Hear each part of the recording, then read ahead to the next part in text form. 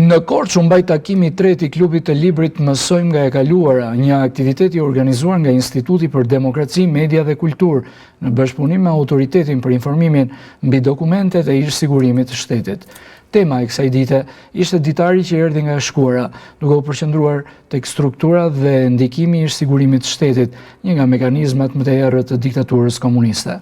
Në qendër të diskutimit ishte dosja e suvrejimit të datës 4 tetor 1974, që përmbante shënime, poezi dhe mendime të një adoleshenteje 16 vjeçare, kolegja e Maqo Çomos.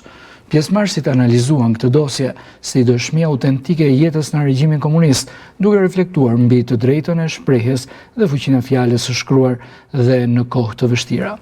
Në takim u theksuar rëndësia e rikthimit librit dhe historia për të nxjerrë mësime nga e kaluara. Ashtu u vlerësua puna e Autoritetit për Informimin dhe dokumentet e ish-sigurimit të shtetit dhe kontributi i specialistëve të tij në zbardhjen e së shkuarës. Ky takim konfirmoi edhe një herë se historia duhet njohur dhe reflektuar për ndërtuar një të ardhme më të drejtë dhe të ndritur.